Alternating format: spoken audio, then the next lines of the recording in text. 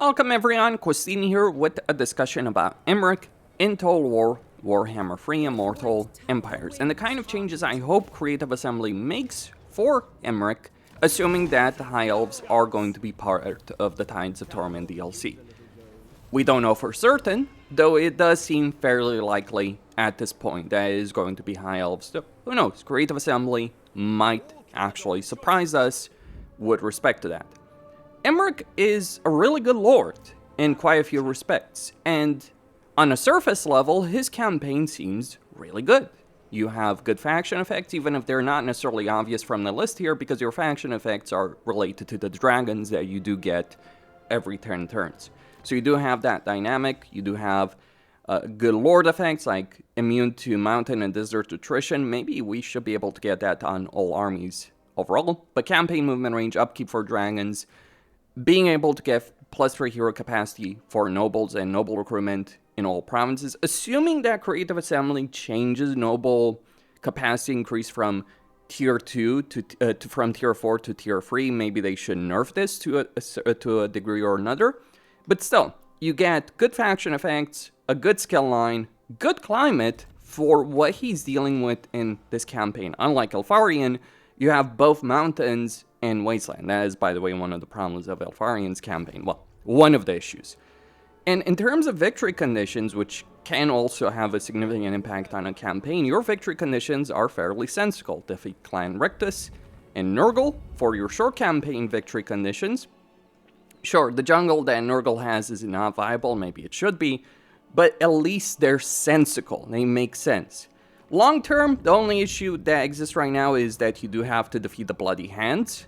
And this is only an issue because they moved Warzag, because obviously this was designed around the idea that Warzag would start over here in Ekrund. But still, it's not a horrible situation in terms of victory conditions.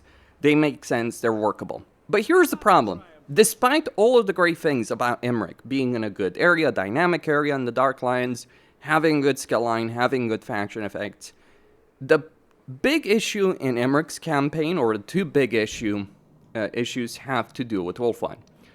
Because in every High Elven campaign, regardless of which Legendary Lord you're talking about, you want to do two things. One, you want to gain control over Ulthuan, because there's a lot of powerful landmarks over there that do require a good amount of time to invest in, so you do need to get those settlements to tier 5 usually. Maybe CA should change that, because a bunch of tier 5 landmarks don't necessarily work that well in the context of a campaign. But you do want to get control of Ulthuan.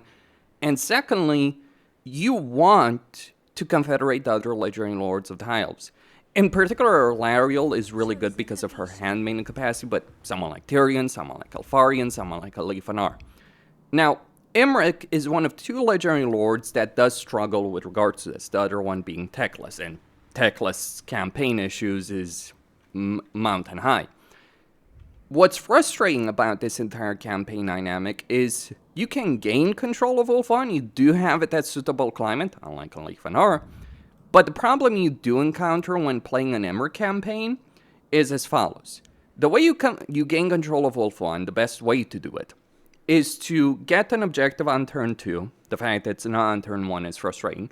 But you get an objective on turn 2 that will allow you to confederate the minor faction of Kalador over here if you occupy, loot, sack 6 different settlements. There's ways to cheese that, but it is kind of frustrating, partly because Kalador might be wiped out in 6, 7, 8 turns, or however many turns it takes you to complete an objective. It can actually take you much longer than 6 turns, or 7 turns, or you can do it faster by cheesing certain things. But on top of that, once you do confederate Kalador, that's actually the smaller issue. The bigger issue is that you're then having to fight over here to gain as much control of Ulthuan as possible, in order to prevent Alariel, Tyrion, and Elfarian from gaining that territory for themselves. This has to do a lot with how High Elves confederate. Basically, in order to achieve confederation with the Golden Trio, as I call it in Ulthuan, the best way to do it is to take a lot of territory, make sure they have as little territory as possible, gain as much territory for yourself, and improve your relationship with them but it is important to have that territory in Ulthuan. Otherwise, you can play an entire campaign 100 turns, 200 turns, and never get the option of confederating them. That's quite serious. So I think the dynamic of confederation and dealing with Ulthuan in Imrik's campaign in particular could be better. Because when you have this split of resources, and when your Legendary Lord starts in one location, but the main focus of your campaign is a completely different location, that is not a great situation. It is something that hurts Elfarian's campaign as well. It doesn't really hurt Alifanar's campaign as much, but he still has that kind of problem. Like, you do want to focus on getting Ulthuan because confederating Legendary Lords and gaining control of Ulthuan is power, it's fun, it increases variety. So I do think that is in general something that Creative Assembly needs to tackle with respect to the High Elves. Now, the best way they could do so is give us a guaranteed confederation with major High Elven factions or High Elven factions in general. Some people have argued about, like, implementing a conclave system for the High Elves. Okay, but here's something I would mention in regards to that. I really don't want to see another situation similar to the Chaos Dwarves, because Chaos Dwarves have a lot of great fancy mechanics, but the pacing of those mechanics is really freaking slow. And so by the time you gain a confederation with the Chaos Dwarves, your campaign is flat over, long over. Dwarves are much better. Dwarves are the example, or Karl Franz are the two great examples of how this can work really well. See, Karl Franz can confederate factions quickly if he wants to. And that means that when you're confederating a Legendary Lord or a minor faction, it actually is relevant. It's at the point when it's relevant in a campaign. When you're confederating a faction with the dwarves, it may not be relevant, but realistically, when you're playing a dwarf campaign, by the time you get your first Legendary Lord confederation, it is actually at a point in the campaign where it generally matters. Not always, but it generally matters. Unlike Chaos Dwarves, who have that kind of campaign pacing in their respective campaigns. And this is the one thing I would tell, say, Creative Assembly directly if they were asking me. And I know, I think they watch these videos, I don't know for certain. But this is what I tell them directly. It doesn't matter how great a unit or a mechanic is, if people are not going to use them at a point that's relevant in their campaigns. Yes, there are in-game issues in Warhammer 3, those need to be improved. But a campaign doesn't start from turn 40. A mechanic should not only be relevant from turn 40 or 50 or whatever. It should be relevant from turn 1.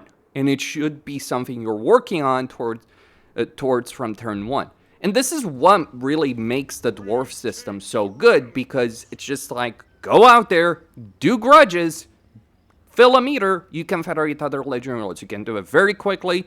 It really depends on how well you play. If you play slower, okay, you can still do it at that slower pace. If you play very quickly, you can do it. And it's a really good pacing to a campaign. And this is absolutely something that Imrik needs. In essence, he needs better pacing to his campaign. He needs a better design in his campaign. He doesn't... the current situation is like, oh, I want to kind of focus over here in the Darklands, but the main focus of my campaign is in Ulthuan, is not really a great dynamic whatsoever. That's my perspective. Let me know what you guys think. Costin signing out.